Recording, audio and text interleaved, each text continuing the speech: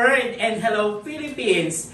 At sa lahat po ng viewers ng Barangay San Jose, Montalban, Rizal, samahan niyo po kami sa oras na ito na kung saan kakapanayamin natin ang isa sa mga kontrobersyal na tumatakbong kapitana. Dito po sa Barangay San Jose, walang iba kundi si Madam Dayan Hervasio. Hello ma'am, kamusta po? Hello po Sir Vic. Okay naman po, very good for this day. Actually, first day, no? At maraming salamat po at binigyan niyo ako ng oras upang makilala po kayo ng mga mamaya ng Barangay San Jose. Maraming salamat. It's much more an honor na gusto niyo po ako ma-interview for this segment. Oo. So are you ready for the first question? Yes, of course. Very ready. So the first question is, sa mga hindi po nakakilala dito po sa Barangay San Jose, sino po ba si Madam Dayan Hervasio? Ayun, Sir Vic, no? Actually, sa hindi nakakilala, sabi mo, isa akong lehitimong taga San Jose. Dito na po ako pinanganak. Yes. Dito na po ako nakapag-aral. Actually, I graduated at San Jose Elementary School. Okay. I graduated as Class Valley Victoria. Wow! Yes, and I also graduated at San Jose National High School. Yung medyo flying colors tayo talaga. Class valedictorian naman ako. And at the same time, I'm a graduate of New Era University with a degree of Bachelor of Science and Civil Engineering. Oh, we're the same school. Yes. Oh, from New Era din po. Yes. Wow. So yun, ako din is, I also have units on Juris Doctor on Law. And currently, nung pandemic, I took advantage on studying. So nag-masters ako, no? Sa University of Rizal System, Rodriguez, hello sa mga proud giants, no? Yes. Taga URS. I'm taking up Masters in Public Administration. Actually, nasa, na ako, malapit na ako mag-thesis. Wow! On thesis writing na. Good luck! Yes, thank you. Okay, first question po. Ano po ang nag-udyok sa inyo para tumakbo bilang isang kapitan ng Barangay San Jose? Yes, actually yung pagtakbo ko bilang kapitan, lagi ko sinasabi sa mga tao na hindi naman talaga siya planado. You just come to the point na yung taong lumalapit. Yes. The organizations came to me saying na gusto daw nila ng pagbabago. Gusto daw nila makaramdam ng totoo at tunay na pagbabago. And with the majority of people na coming together to hold this word, sabi ko, bakit? Ano kayang problema? So, syempre, nagsaliksik tayo at pinag-aralan natin. Ano nga ba yung kakulangan? So, nung nakita ko na, oo nga, siguro may kailangan silang maramdaman, and if the people is very decided for me to push through, na maging kapitan nila, sino ba naman ako para hindi tumanggi at subukan? So, yun yung isa sa nag-push sa akin. The voice of the people, na hiniwala ako na pag marami, yung may kagustuhan. And pangalawa, pinag-pray ko naman if I will push through or hindi, all the signs na hinihingi ko, Sir Vic, goes truly maayos. Kaya sabi ko, I will try. And syempre, the best shot is hindi natin malalaman kung anong answer if you will not try. So, ganun ko tinignan na gusto kong tumakbo kasi it is the people. Yung tao, yung boses ng tao. At malay mo, ikaw na nga ang hinihintay ng mga mamamayan ng barangay. Salamat po. Hopefully po. And we are rooting for that. Okay. Second question po. Ano naman po ang mga tiyak na layunin ang meron ka para mapaunlad at mapabuti po ang ating barangay? Siyempre sa layunin, napakadami. Actually, with my, with the platform of government that we are showcasing, I have the 6-point agenda na tinatawag natin. This includes education, the public safety and order, ang mga usapin sa relocatives, pinipoint din natin doon. It also includes yung mga social services, and most specifically, pag conclusion of layunin, wala naman tayong layunin na hindi maganda. Definitely, we run for the interest of the people. Number one is to give progress. Mapaunlad natin yung ating barangay. And sabi ko nga, lihiti mo kung taga San Jose, nasabaybayan ko kung ano yung flow ng barangay natin. And I think this is the best time for the people to feel that there is somebody who's willing to make progress at kumilos para sa ating barangay.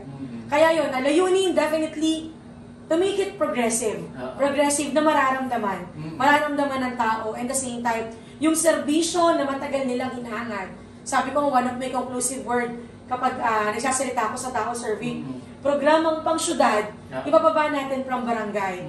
And one of the platform of government that we are pursuing is to give free school supplies sa mga elementary schools. Yes, so yun yung isa natin sa gusto natin. Like Makati, di ba? Yes, of course. Oo.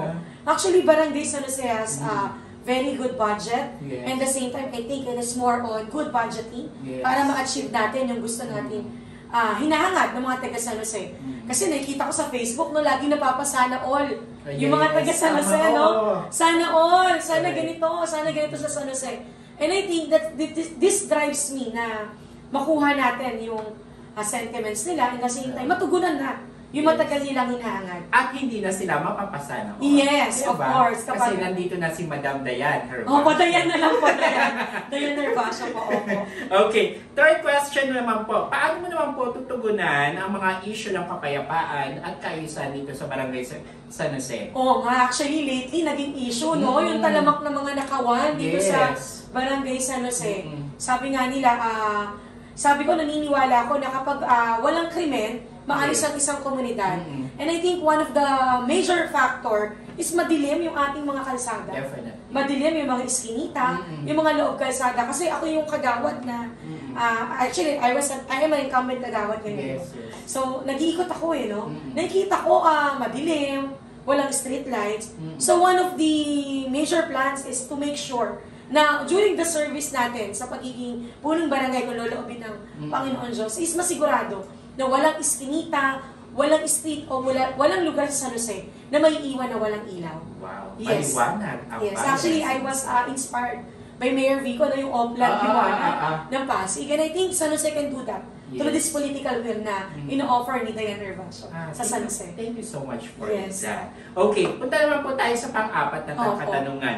Ano naman po ang mga hakbang ang iyong gagawin upang maisulong ang transparency at accountability sa pamamahala sa pananalapi dito po sa Barangay San Jose? Ayun, di ba? Actually, kababanggit ko lang kay Mayor Vico. Actually, Mayor Vico is the author of Freedom of Information Bill. And I would like that to implement in Barangay San Jose. Malalaman nila, no? Ano yung mga kasalukuyang ginagastos, yung pananalapi, and we will make sure na tama yung pag-budget. At actually, our group, yung aming samahan, na binuo na magkakasamang nangangampanya, we are incorporated with the people na dynamic and capable on doing the transparency. I have an accountant, certified public accountant, through Kagawad Hari Dakdak, who is the mantra on profession is to make sure that the funds of governments are well allotted. Yes. Yes. And of course, the same with the other Kagawads. Tingin ko, ganun din naman yung puso nila, kaya nagtitiwala sila na ito yung ating gustong gawin para sa Barangay San Jose. We will make sure na may page ang barangay, malalaman nila magkano, papaano ginastos, at saan pupunta yung ating mga buwis ng bayan, ang buwis ng mga tao para sa mga ating Barangay San Jose. Maganda yun, nakapost na siya sa mga social media. Yes, of course. Kasi the social media now is very powerful, di ba? Yes. Maganda yun.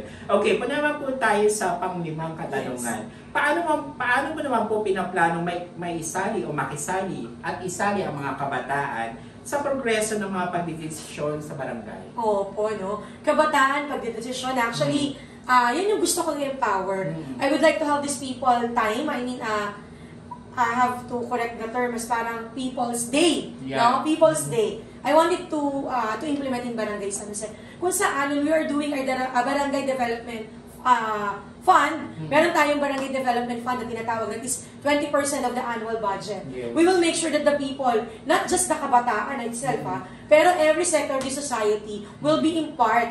No, magiging part siya ng decision making. Saan natin ilalagay. Pero katulad, going back to the second question you have given me, sabi ko nga, one of the priority projects sa pagsusulong ng development fund is to make sure first na lahat ng mga skinita, streets may ilaw, may CCTV, para ma-lessen yung krimen. Actually, we cannot guarantee na 100% mawawala, no? Pero to lessen, and eventually, baka masiro natin, yung cases ng krimen sa Barangay San Jose. This is how we plan.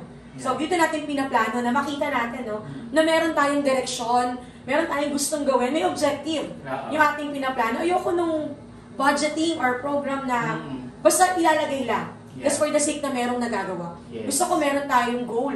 So, ano yung goal natin towards positioning of street lights and CCTVs? Number one, maayos yung krimen, no? Matanggal yung mga ganyan, mga hindi magandang ginagawa sa kalsada. Sigurado ako magnanakaw, matatakot pag maliwanag ang kalsada. Hindi makakasampa sa isang bahay, no? Generically, kaya I think this is one. Balik tayo dun sa People's Day. We will creating this People's Day parang yung tao, every sector of the society could ask.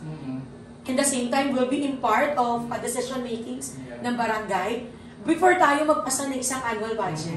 Para maging part kayo. At naniniwala kasi ako na, bakit may pondo ang barangay? Dahil yun yung mga magagaling, masisipag, at mga taxpayers na taga San Jose. Wow, ang ganda. O, punta lang po tayo sa most interesting question. Yes. Ano po ba ang mga plataforma ni Madam Dayan Herbash? Oo, actually yun, no, may 6-point agenda nga po. Kaya nabanggit ko. One of those is the social services and health. Okay. So, we are planning to create botika ng barangay Wow. to every annexes. No, incorporation yan ng problema ng senior citizen. Dahil kung mapansin natin, laging ang iniiyak ng ating mga seniors ay hindi sila nakakatanggap ng ayuda. And most specifically, hindi naman talaga, dahil there is an exception on the Magna Carta for senior citizen. Pero what the barangay can do is to open up botika ng barangay to every annexes that will cater senior citizen to provide at least every 3 months na libreng gamot, no? Para makatulong doon sa mga matatanda. So meaning to say, yung ipapatayo nyo pong barangay pharmacy or Yes, free siya? Yes, free. Botika ng barangay. Pero, ganda. of course, Sir Vic, there will be implementing rules and regulations. Yes, definitely. Hindi naman pag humingi Para naman tayo. hindi maabuso. Yes, diba? hindi maabuso. And specifically, ang ano natin is alagaan yung mga senior, no? Kailangan nila ng maintenance Wala na silang trabaho. At kailangan na ang barangay tumulong para sa mga matatanda sa ating mga ginagalang nating senior citizen. So, kasama rin doon sa mga areas, especially yung mga taga-taas, no? Area 2, 3, 4, 5, 6, ibabalik natin yung mga clearances. Wow. Oo, kasi naniniwala ako, Sir Vic, na pag maganda ang programa, dapat kahit anong usaping pampolitikal, dapat sinasantabi at inilalagay natin para sa tao. So, ibabalik natin yung clearances para yung pamasahin ng tao, pagpunta sa main barangay hall, hindi na. Pambili na ng bigas ng mga mahihirap o mga katulad nating mga hindi naman talaga sobrang kasing sarap ng buhay, di ba? Pwede lang yung pamasahin natin, igawad na lang natin sa pambili ng bigas. Correct. So, ganun natin pinoproject yung program natin. Sa mga annexes, may clearances, may botika ng barangay, and we will make sure that 24/7 emergency response ng barangay San Jose. Mas maigting, mas malakas, bibili tayo ng karagdagang ambulansya, at sisiguraduhin natin na maayos. Actually, ang dami, first point pa lang yun. So, the second point is education. I think this will be more interesting. Yes, of course. Sanina sinabi ko, no? Lalo na sa mga kabataan campus pala, na kung saan magagaling naman talaga. Diba? Opo. Actually, yun nga, Sir Vic, yung free school supplies. Yeah. Natry ko muna, kaya pinapangako ko muna elementary. So, pinag-aralan ko yung bilang ng mga estudyante. Sabi ko, ano yung pwede? Siguro meron silang notebooks, pencils, and crayons na makakatulong, no, sa startup ng pag-aaral ng mga bata. Na gusto ko maramdaman ng mga tao na ibinabalik sa kanila yung pondo ng gobyerno ng programs. Kaya gusto ko ng free school supply. Secondly, we will also open up another scholarship grants para sa mga, syempre, selected college and high school students na sa ating barangay. Yes. Actually, wala ata to, no, yung programa ng mga scholarship grants. So, 2013 to 2018, hindi ako nagkakamali, meron kami mga 100 scholars sa barangay. I think it's not about the quantity. It's about the quality of the people na matulungan mo. At marami doon naging maganda ang buhay. Dahil nagkaroon ng impact yung holistic approach ng scholarship programs ng barangay para sa mga bata. Kasi 10 years na akong kagawad, Sir Vic, Congratulations. At until now, binuboto ka pa rin ng mga mamamayan ng San Jose. Kasi nga, maganda ang iyong mga hangarin sa kanya. Opo. Thank you very much. Actually, Sir Vic, dun sa mga platforms, I'll give you the video kasi meron kaming video for the platform para di naman tayo masyadong tumagal.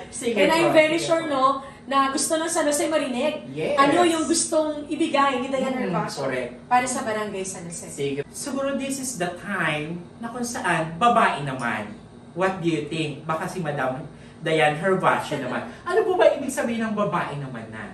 Ayun, oo nga, no? Talagang naririnig mo na rin siguro, Sir Vic. Babae naman, babae naman. Actually, this tagline, lumabas siya with the concept na wala pa po kasi nagiging kapitan na babae. Yes, puro lalaki. Opo, sa barangay San Jose. Since 1970s daw or beyond that, wala pa pong nagiging babaeng kapitan. Wow, baka it's your time na. Kaya ang call po natin is babae naman. Yes. Because with this modern technology, with this modern days, alam naman natin yung gender equality na tinatawag. Yes. Sabi nga, kaya ng lalaki at kaya rin ng babae. Pero my point of view is, kung hindi nagawa ng mga lalaki, baka kayang gawin ng isang babae. Tama. Opo. That's the incorporation of babae naman. Nasubukan yung kakayahan at malaking kontribusyon ng kababaihan dito po sa Barangay San Jose.